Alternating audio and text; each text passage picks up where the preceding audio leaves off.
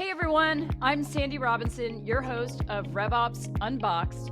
During each episode, we're diving headfirst into conversations with some of the most incredible RevOps leaders out there. Not CEOs, not big flashy executives, not vendors. We're talking to the people who are actually doing the work, the ones leading teams, the ones in the trenches, grinding it out every single day. We're taking things up a notch, getting deeper, having more fun, and as always, keeping it real. Remember our theme, RevOps Unboxed, and today we're unboxing it all.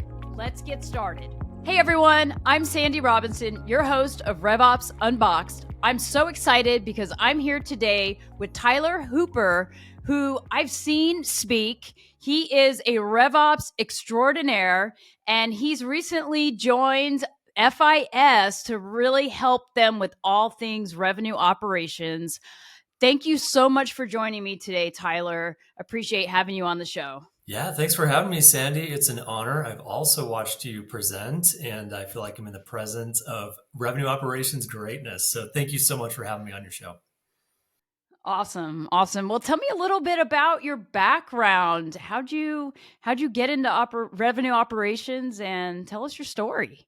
Yeah, so it's not one of those things that going to school, you know that revenue operations is what you want to do when you grow up, but I kind of found my way into it and I found a love for it over the last little while. So I've now been working for Silicon Valley revenue operations teams for the last about 15 years. And it's been four multi-billion dollar companies, Cisco, PayPal, Pure Storage, now FIS. And so I've gathered kind of a unique perspective from very large companies. Oftentimes you think of a large company and you think, well, they've got to have everything documented and everything's working smoothly. If they're that big, of course they do. And what I've learned is they need as much help as anyone else. They just have bigger problems, a bigger team, bigger problems. And so it's been a lot of fun, I'd say, being able to push both the revenue side, get creative around how do we bring revenue in, and continue to focus on the cost efficiencies. That's why I love revenue ops. I actually came from supply chain, thought that was going to be what I did, and we only focused on the cost side. And so flipping over, I met somebody on the operations, the RevOps side at Cisco, and really never looked back. So that's maybe my last 15 years or so in the revenue operations world. I love it. And I love how you say fun, because there's something sick and twisted about all of us in revenue operations that make it fun, right? Like Isn't that when the we truth? we see these problems, we want to fix them, and we can kind of like, I always tell people I see it like the Matrix. Like I can see what is wrong with your company, what's happening. So and tell me a little bit about that. So I talk to a lot of folks from startups, and I've been in both situations, right? So I've worked for large public companies, big bureaucracy, lots of systems, lots of change, lots of reorganizations, acquisitions, and stuff like that. And I've been on the startup side, right? So it is, they're both very different experiences, a lot of the same skill set, but maybe can you give me a little bit more about your experience in kind of seeing this stuff and untangling things? Yeah, it's interesting. When I come into a new role, I can see what was created by the person that was starting it up. And there's a beauty in the quickness, in the agility of a system that's been set up, the way that it has in a smaller organization with less red tape and less process documentation, maybe some manual processes that are just outside of the main CRM or whatnot. And I can see why that was. But then I can also see what needs to change in order for the company to, well, sometimes you have legal and compliance issues that become bigger as you become a bigger company, or there's just more people involved. You think revenue operations across marketing, sales, and customer service, if you want the three of them to work well together, the processes need to be documented at some point. Roles and responsibilities need to be made clear. Data governance and data storage and how people get to that needs to be made clear. And those are all things that I typically find when it comes from a startup are not necessarily in the shape that they need to be in or built for scale.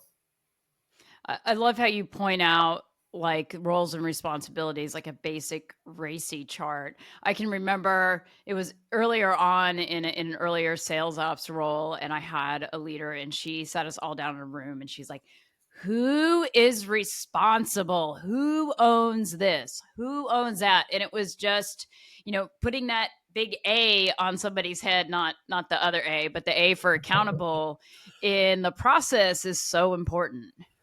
It is, yeah. And I find in smaller companies that gets a little bit blurry. Everybody's just trying to get the revenue in. Everybody's trying to pitch in and help out, which is all really, really great. But at some point, the company gets big enough, and there are some lines that need to be drawn and some clarity that needs to be made in order for teams to really operate well together, not be wasting productivity as they're both trying to do the same thing, or even maybe doing projects that aren't necessarily supporting each other, and that sometimes happens in larger companies if those roles aren't clear. Right. And then somebody like you comes in and you kind of, a lot of people don't even realize it too. They're like, "Oh, we didn't know you did that." And revenue operations kind of sits in the middle there, right? And has to be that collaborator. So, how do you approach that in a large company? Good question. I'd say one of the first things that I try to do is understand what is the work that's being done. So, um, what are the initiatives? What are the roles? Every company is structured a little bit differently. For example, just coming into a new company, and the analytics team rolls up through a different office than the CRO. In my last company, it rolled up through the CRO. So understanding who are the different players, and then the body of work. For example, now it's planning season, and so a lot of companies are just really plowing through planning. And I find that things can get kind of messy with who is doing what around planning. So for me, I like to interview the different teams, understand who thinks that they're doing what, and then I take a step back and put some clarity to that and say, okay, here's what I heard. Typically in a matrix environment, I'll take a planning process and say, here are the big blocks in a swim lane. Here's who I think is doing what. And simply sharing that with people. It's easier when you're the new guy playing the new card and Hmm. saying, hey, here's what I noticed. You're doing this and you're also doing this. And who is doing that? And really bringing clarity. You don't need to be the new guy to do that. But it Hmm. just takes a level of rigor. And like you said, you can come into an environment and just kind of see. Your gut tells you sometimes, oh, these two people are doing the same thing, or there's overlap, or even a little bit of friction. Sometimes you'll sense a little bit of friction coming from a certain area, and those are areas that I tend to dig into to understand where that friction is coming from, and you'll typically uncover a role and responsibility mismatch very quickly in those situations. Yeah, it's definitely the job of being a collaborator, right? Being a good collaborator, having to have those conversations. Sometimes they're difficult, right? Sometimes Yeah. you uncover friction in those conversations, and I'm guessing you uncover opinions about the CRM. I know that's something that you're passionate about and wanted to talk a little bit about today. So, what are your thoughts on just really the value of having a good, solid foundational CRM?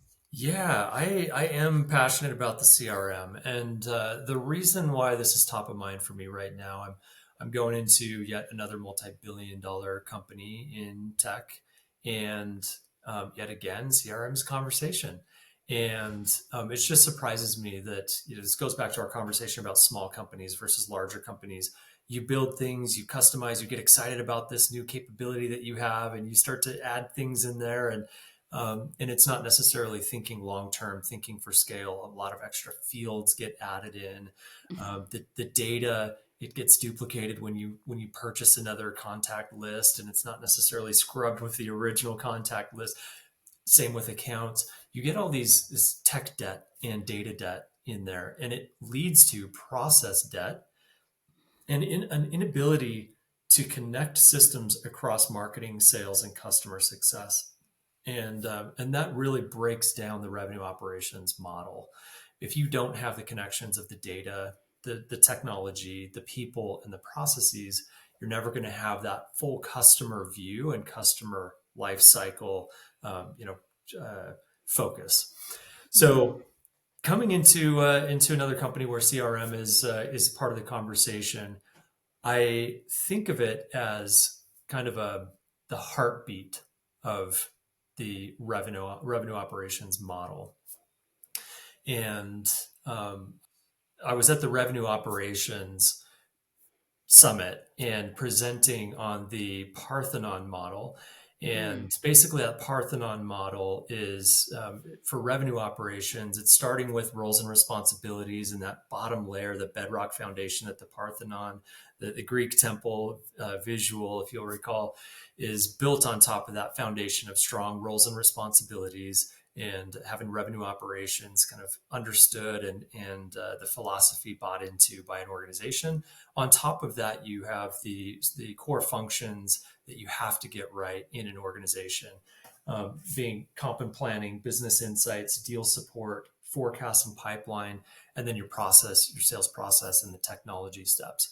And the heartbeat of this revenue ops Parthenon is the CRM. If you do not have quality CRM and a good, strong CRM in place, you will not be able to perform those core functions the way that you need to in order to work your way up into the pillars of the Parthenon, which are the more strategic elements of revenue operations.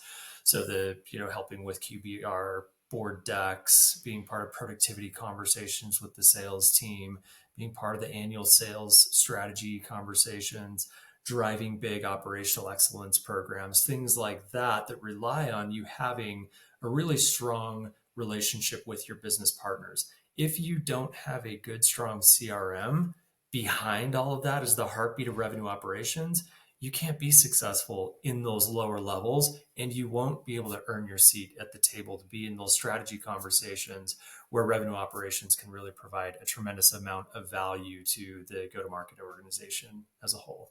Yeah, I second that. I mean, it is critical to getting the right data and to telling your story and to building the strategy. So I think having that foundation, without that, it's hard to bring insightful information to get yourself a strategic seat at the table.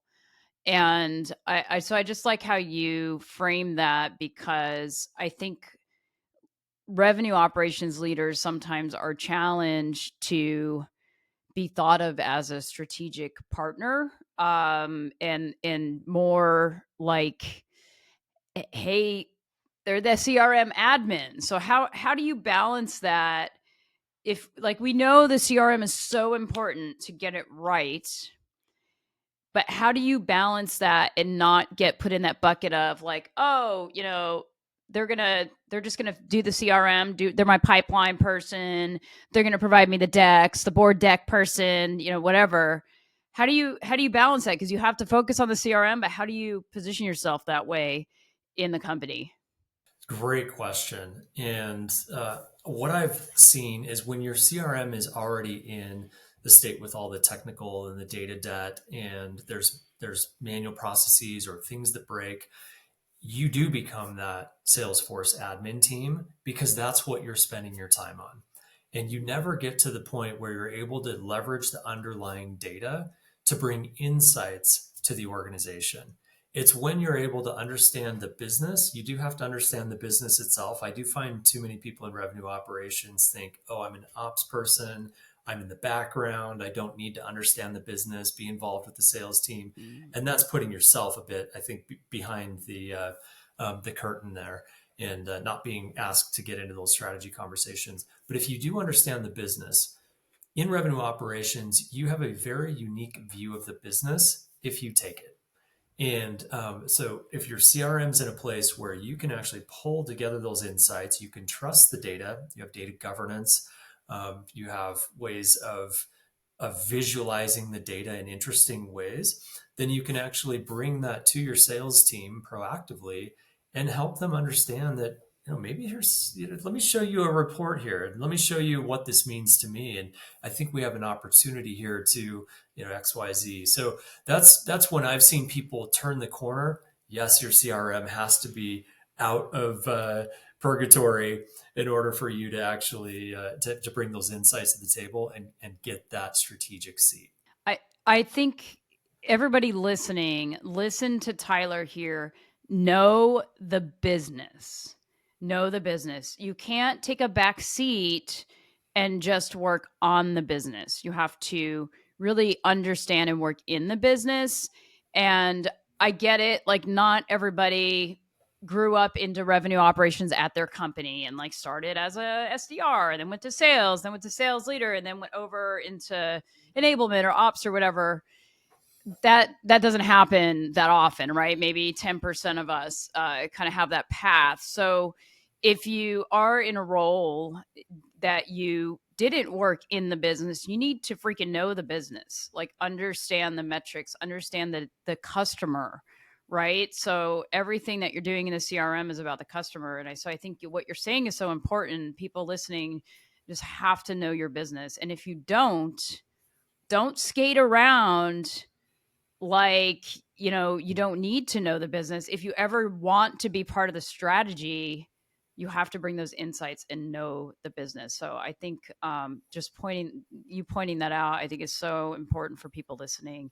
Even if Absolutely. you're new to RevOps in general, new to the company, like, it's a great opportunity to learn the business, listen to the calls, physically freaking go out on sales calls, like get out there, go Yeah. talk to customers. Yeah, raise your hand, and that's one of the best ways to really understand the business is being in some of those customer calls. I think that's an excellent recommendation. Yeah, and I think, I think in revenue operations, I don't think you have to have industry experience to jump into a job, but you have to know what you don't know, right? And you need to be able to soak it up and learn it. And a lot of people learn by reading, but like me, I got to just get in it and like understand the customer and sit with them and those kind of things. Yes. You said something about like when you kind of get the CRM and you're uh meeting with different people and collaborating and stuff, like, what have you found in terms of like messy integrations, ugly stuff, disconnections? I like to think of it as Frankenstack. Like, do you have any things that maybe you want to tell us about? Yeah, so everybody's unique. Everybody thinks that they're a snowflake and that their business is unique, right? Right. So every company I've gone to, they've taken a standard CRM and they've customized it to try to make it do everything that your business does. And your business model is different, and each of your different, cost structures and approval processes and things like that. At one point, one of the companies I was working with, they had, I think, 95% of the custom code allotted to them was used up at Salesforce. So we actually were telling people no, not because we didn't want to make our instance messier, but because we could not add any additional custom code. So when our business model did change and we moved to more ACV, more of a recurring revenue stream, we actually had to go back to the drawing board and rebuild from the ground up our CRM instance. And so we could have avoided all of that by saying no to some of the custom code that came in. We also, need to say no more often to sales leaders or other business partners. Well intentioned, but they often raise their hand and say, hey, could you put this field in your CRM? I want the rep to tell me this or tell me that or flag this or flag that. And while they're useful, and I understand why they're asking for that, the CRM and putting another gate in the sales reps sales process to potentially slow it down is not the solution. There are other Mm. ways of getting that information, whether it's surveys, whether it's one-offs. Maybe there's some other business process or workflow needs to be set up outside of the CRM, as opposed to adding a new field for every question, adding a customization for every integration. That just, it's not sustainable. You could do that at small scale in small companies. As soon as you get beyond a certain threshold, you're going to have to go back to the drawing board and rethink your CRM implementation. So, what's the worst you've seen in terms of an opportunity record, the amount of fields on it? I think we had, I want to say 375 is the number Okay. that's coming to mind. The good thing is, we realized it was a problem. Uh, And 375 fields. I know we Oh, got it wow. down to under 100. I want to say it was in the 60s by the time we were done with it, which was, Okay. yeah, huge. It was a huge undertaking. Uh, Oh, dude, you win. So I thought I had heard. I asked someone the other day, like I like to ask this question, and they were like 175, and I've recent experience was 266 down to 66. So you've got me beat. You're holding the record right now at 375. I don't know That if just that's blew something my I should mind. be proud of. Hey, you fixed it, right? You We saw did. it, like, and it gets out of control quickly, and then sales managers get pissed off. Well, I want to put this field in. It's like there may be, like, I like to ask, like, what problem are you trying to solve? Right? Yeah, Like there may be, like you said, there may be some sort of automation we can put in. There may be something we can run in the background, or something we can do like in a different format later, rather than make someone check a box every time they pull the thing up, and then you've got 300 and something fields, and you're like, well, what do we do? Like, you can't blame the salesperson for never using the CRM, right? exactly. We don't make it easy for them sometimes. That's so funny. So think, maybe talk a little bit about this idea of a management operating system. Tell me about that. Yeah. So, one piece of revenue operations is understanding the philosophy. It's the Parthenon model I talked about. It's getting your CRM correct. There's another aspect of a successful revenue operations team that I have seen quite a bit of this in different kind of stages of maturity, but it's what I call a management operating system. And what that means is you effectively codify the the rhythm of business in a way that you don't need any particular leader to be in place for the system to run. And I've seen this in multiple revenue operations teams where, again, well intentioned, they'll put a lunch and learn on the calendar every once in a while when they think of it. They'll have to move a QBR around, especially if it's an internal revenue operations ops review. It gets moved around or pushed off because something else comes up. There'll be three different ways that you share metrics, and people are confused. What is this one weekly, that one's quarterly, which one are we doing now? It's just kind of the day in day out way of managing a business. And I had the opportunity in my last company to actually build out, and I did started in Excel, and I put probably 50 to 70 rows in of our operating cadence. It was everything from employee surveys that went out and us addressing the employee surveys, to the onboarding trainings that need to go out, to the operational reviews, the forecast cadences, the pipeline cadences, deal review cadences. Everything was on there. And I was able to deliver that to the head of revenue operations and say, I'll take some of these. You've got an EA who will take some of these. You need to take some of these. Other people will take some of these. And we calendared it and we built it out in a way where the business runs itself, whether or not the operator is there. It could be a new person that can come in and take over. I don't see that level of rigor. We push it with our sales teams. We don't do it internally. And Mm-hmm. so we find ourselves sometimes not accomplishing, not having the clarity of roles and responsibilities, spinning up teams on doing analytics reviews that we actually didn't schedule. It's not going to happen. How many times have you built a deck that wasn't reviewed, and the meeting was pushed off or canceled, and Mm-hmm. the productivity that's lost? So it's basically just doing what we do for our sales teams when we put a sales process together, looking internally at RevOps and building that for ourselves. It's really like business operations. And I think RevOps naturally has to help push that rhythm internally, even if it's not in your quote unquote job description. It's how Yes.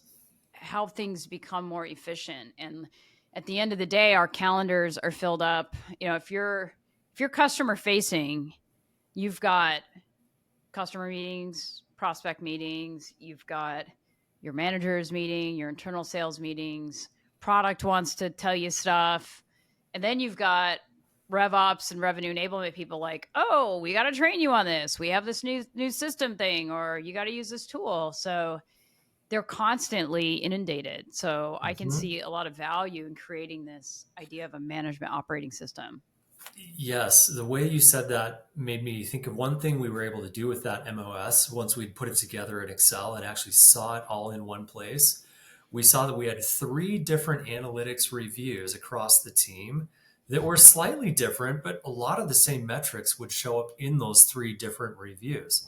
So we were able to consolidate that down to one analytics review on a little bit lengthier cadence than the weekly. I think we went to bi-weekly or even monthly on that, and it worked. And there were other ways that we could, keep an eye on the metrics ad hoc as needed, but we only needed that one review. So you can actually rationalize your calendar. And us as a leadership team, we came together and say, what can we strike off? We're hearing from our team that they're overworked.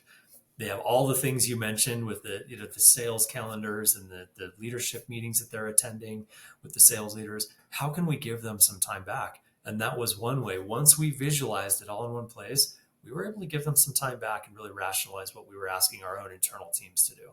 And that's how you get a seat at the strategic table, right? So you creating this idea and having the skills and uh, really willpower to collaborate with all these leaders and pull it together is huge. And nobody sitting at the C suite is going to tell you that's ridiculous, because if you're just showing them, like, look, we just had three meetings with a different subset of people on a weekly basis reviewing basically the same metrics.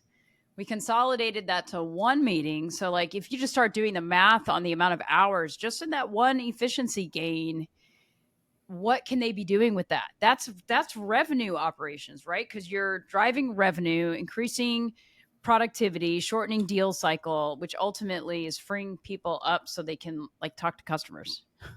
Yeah, I mean, that is the best way to put it that I can think of. When you make it real in terms of productivity and time back and outcomes that the company can actually gain from giving that time back, not just internally with your own RevOps team, but going back to the CRM conversation, how do you pitch a big CRM overhaul? It's ensuring those productivity gains that you're going to give back to your sales team in speeding up the sales cycle. How much is that worth to your organization? Think about, a lot of times you can tie dollars to the length of your sales cycle time, and you're giving them a week back because or much longer if you're going from 300 plus fields down to 60. That is real revenue that the company will be able to bring in because you've taken some of that inefficiency out. Same thing internally with revenue operations, but anytime you can point that out to leadership, say, here's the time back, here's that impact on the team, and what you can expect to get from an outcome standpoint, aligned to your strategic goals that you're trying to accomplish, that's when you're going to get the buy-in from the C-suite to go ahead. For sure. For sure. How do you, maybe tell me a little bit about how you go to another leader, maybe another director, VP, and convince them to either get rid of a tool, change a tool, combine a tool, or something like that? Because I can tell just by your face that you probably have some sort of story, but I mean, it's just not easy. Like, my experience has been, you run into a lot of characters and personalities, and people get emotionally attached to their tools and process. So I don't know if you have something you want to share, a story or something.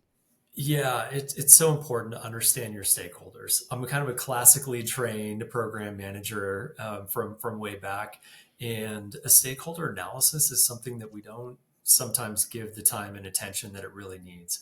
And I think what you'll find typically there are detractors. There are people that built that system that you're coming in and trying to say it's got these issues, and identifying those people is really important. I'm a relationship person. I think relationships are important. So ensuring that they can trust me as a person is, I think, really critical to being able to get any of these big projects through ultimately. But then understanding who else is seeing issues and concerns, and building a consortium of people that can understand the benefit and the value of what you're trying to do. I was in one workshop. I was driving it as part of a transformation project in my last company, and the person who had built our CPQ tool was in the room. and we were talking about all the issues with the CPQ tool. And it was really interesting, initially at the outset of the call, there was a defensive wall, and he was sitting Mhm. there. Even his posture told us that he was, ready to just fight back and say, well, this is why I did this, this is why I did that, and really justify. And what happened was people were aware of that and sensitive to it. But when we objectively had gone through the gaps of the tool and what it was causing for us internally, his tone changed. And there was almost a time in the meeting where we saw his tone change. And it was this recognition of that was built at a time when that made sense. And let's Mhm. appreciate that and let's give that its moment. And it got us to where we are. Now Mhm. we need to get somewhere else. And that's not a bad thing. We need to celebrate what got us here, but also recognize the gaps in where we want to go versus where we are today. And have that person see that and say, now I get to build version two. I can be a Right. big part of that. In that specific instance, it was really fun, many of us noticed this person and kind of the change that they made. And it doesn't always work out quite that well, Mhm. but that's typically my approach.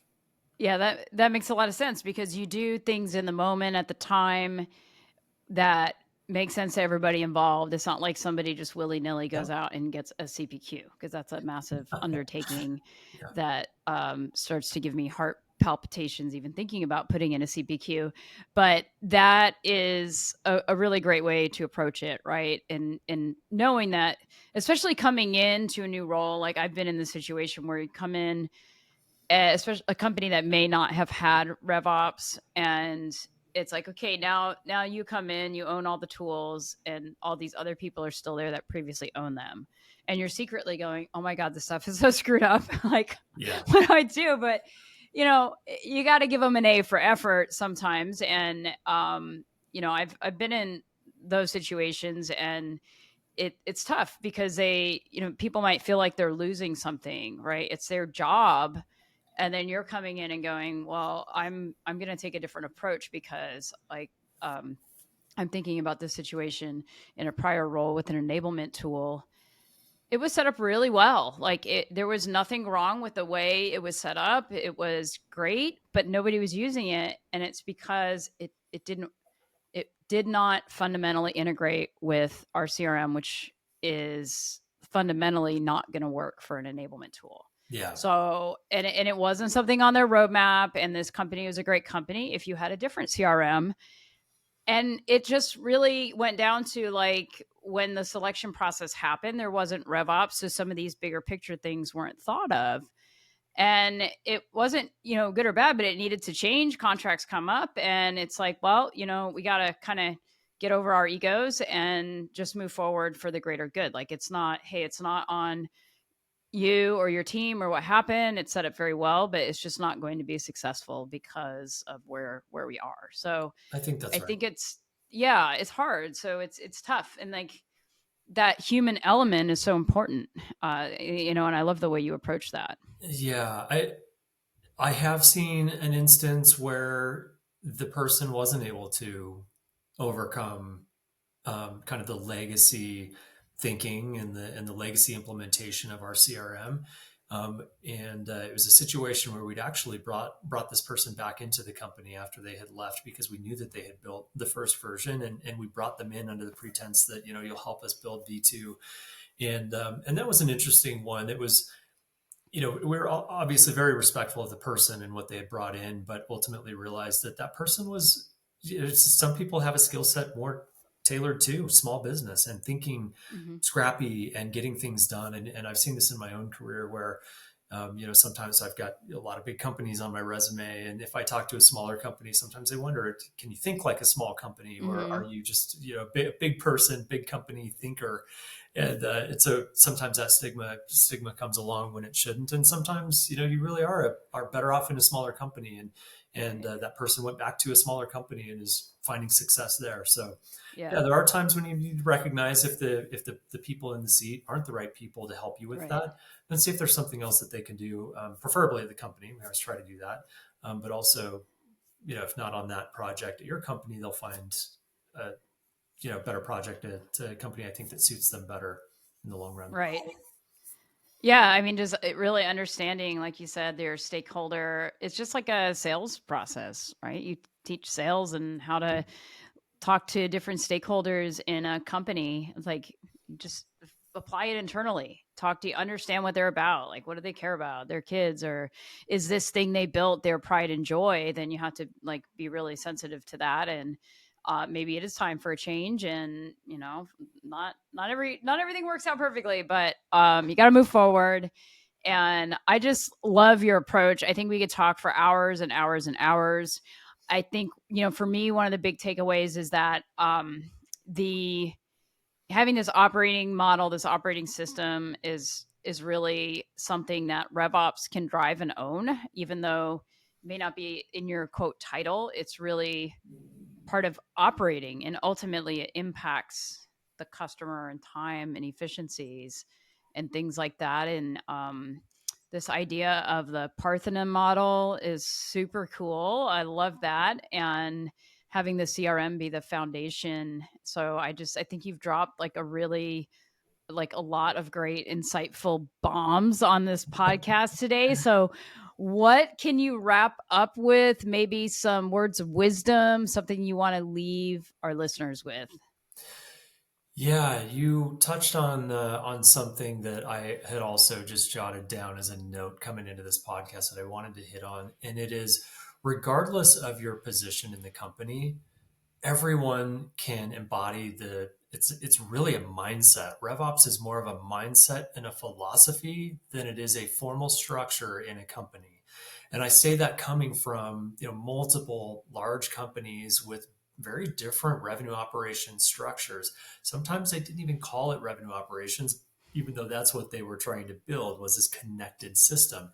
It doesn't matter what role you're in, you can bring that to the table. And that philosophy, if I were to kind of put a couple words around that philosophy, it's connectedness. It's building connections with people across different teams and breaking down those silos that are often found in companies. You can do that regardless of the role that you're in. Find your counterpart. If you're in sales operations, find your counterpart in marketing operations that feeds you information or leads or campaigns or whatever it is. Find that person and start a relationship and a conversation with them and start to help each other out and share information. Same thing on the customer success side. Go find somebody. When I was in a renewals role and we were having a big churn problem, and the only thing we had to do to fix that was start a conversation with the customer success team and start having them bring to us their red accounts on the customer success side. We immediately turned the churn rate up over 10% by starting that conversation. So even though I wasn't the head of revenue operations in that role, there was a people problem and getting us to talk. And then a process. We built a process. So it's the data, the tech, the people, and the process. Think over those 4 different areas. How can you connect to the business better and surround the customer with information and make that customer journey smoother and better, because we are better connected on the back end. What a great way to wrap it up. I really appreciate you. I appreciate you sharing all of this wisdom with us, and I hope to see you soon out there on the RevOps campaign trail. So I think it'll be fun. Thank you so much for joining today, Tyler. Thanks for having me. And I wish you the best in your latest role. So super exciting. Thank you so much. Look forward to keeping in touch. Sounds great.